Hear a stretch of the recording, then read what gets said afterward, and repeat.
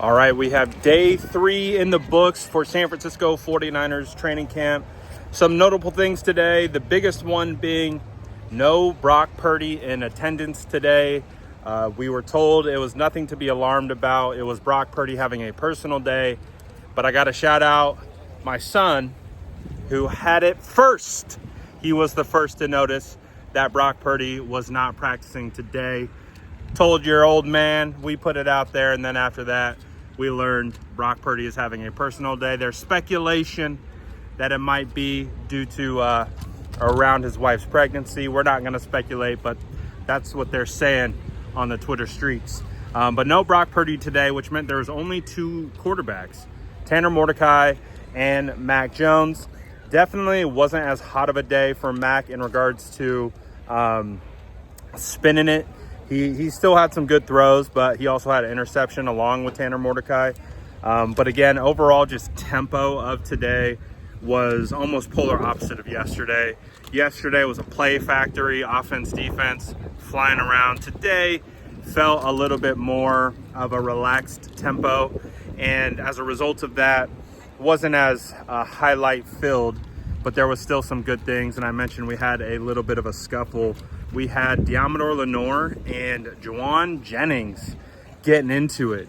Had the binoculars right on them, and it was kind of fun to watch because it was on a run play where Jennings, obviously, when he's blocking, he's making these DBs' life a living hell. And basically, what I was seeing was Juwan locked out on Diamador and not stopping, not letting go. The whistle had blown, and these guys are kind of pushing each other. And of course, Diamador is not going to give up either. So it's 2 dogs going at each other. You know, Diamador gave him a little swipe, didn't hit or connect, and it wasn't anything egregious. And then the guys broke it up and then went back to keep practicing. So it wasn't anything crazy, but you know, it's football, man. These guys are going to get after it, especially guys like Jennings and Lenore. We did have a little bit of a potential injury with Renardo Green. Renardo Green had a really nice play where Mac Jones was targeting Jennings on the left sideline. It was kind of one of the deeper passes of the day. Renardo Green goes up to block it, gets a nice PBU, and apparently he had kind of limped off the field. I didn't see it, but I am seeing reports from guys like Eric Branch who said he had kind of limped off the field. No update right now on the severity of the injury, but we'll have to wait and see. So that's something to keep an eye on. Another thing that we would have to keep an eye on is the kicking competition. So today we had an extensive period where it was Joseph and Moody off to the side, just kicking field goals after field goal after field goal after field goal. And it was kind of new because typically the kickers don't do that much in practice, and they typically only like really get after it when they have their, you know, quote unquote special teams period. So they were kicking and kicking and kicking, and then they go and have their like legit, like, all right, they're going to line up at the 25, then they bump it back to the 32 and, do those kicks. Joseph went 2 of 2. He missed his last 2 kicks. One sailed right, and then the other hit the upright. Moody went 3 of 4, where he kind of shanked the last one. Both of them missed the 50-yard one. So, but it wasn't great. It wasn't ideal. But obviously Moody in the period that mattered most made the most kicks. So I guess you have that. So that is definitely going to be something that we continue to see and watch play out. I don't know. It wasn't the most confident, fulfilling kicking competition that I've seen up to date. But it is what it is. So we'll continue to see how that ultimately plays out. I do want to highlight a couple players.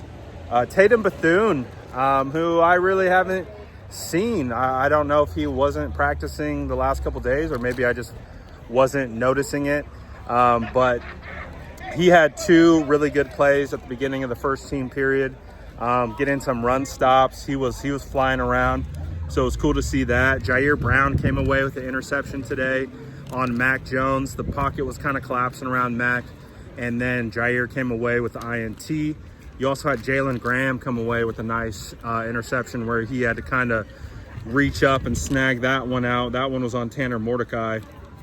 You had Nick Bosa in the backfield quite a bit today. He probably could have had 2+ sacks. Also, Huff as well came away with a potential sack. Obviously, these guys are coached to not disrupt the quarterback. So if they get close, they pull up. It's like Bosa tagged the Mac Jones, like literally just tabbed them on the back. So there's definitely situations where you have to use your judgment to be able to determine what a would-be sack would look like. But there was definitely a couple of them. On the first play of team period, you had Jason Pinnock, who would have had just a safety blitzing off the edge. He came through untouched, and he would have had a nice tackle in the backfield as a result as well. A couple other plays. You had I would say the funnest play of the day was a double end around to Junior Bergen. It's the first that I've really seen him involved in the team period.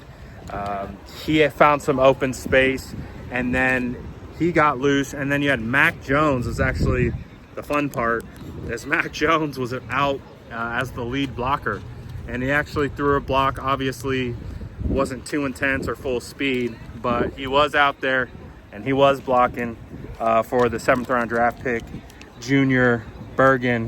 We got a Tariq Owens catch today. I think it was his real first involvement in team period. So that was cool to see. And then rookie Jacob Robinson had a nice PBU to end the day. Overall, like I said, definitely wasn't as intense as it was yesterday. But overall, still a decent practice. But I think with Brock Purdy being out, only having 2 quarterbacks, I think the tempo kind of followed suit. And I think that kind of opens up another question of, are the 49ers going to sign another quarterback? Because they typically have 4 in training camp. So they're already kind of light, only having 3. So with the situation with Brock and, again, whatever that may be, it might make sense for the 49ers to add another quarterback. We'll have to see. But again, with no Brock today, much lighter of a day. We'll see. The 49ers will get tomorrow off, and then we will be back Sunday for our last non-padded practice before Monday, which will be when the pads come on and the real thumping begins. And that's when we'll really be able to tell which one of these guys are going to stand out and have a real chance. But through 3 days, Jordan James continues to make plays and show that he is a capable runner.